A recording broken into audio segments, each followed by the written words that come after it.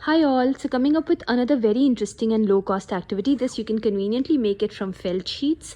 Felt sheets are conveniently available in almost all the stationery. You can also connect with Umbreen and Safia that I keep giving the reference for.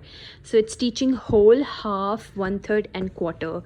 Early childhood has to be so simple. Like you do not need fancy materials to teach the concept of full, half, one fourth and one third. So this you can teach a child that the whole, if the whole is cut into two halves, make it a half of a circle. If the circle is divided into, or any object is divided into four equal parts, it's called quarter. And if it's divided into three equal parts, it's called one third.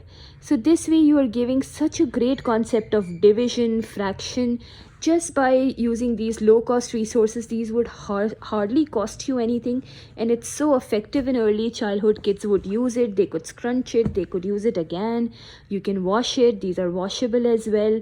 In times of COVID, you can conveniently keep hygiene. You can also alternatively create these from card sheets as well, but that won't be much usable. These are so user friendly, very safe. You can just blow away. Kids can also play with it. So you see, there is a less material harm available in it, and it can be made using such low cost resources.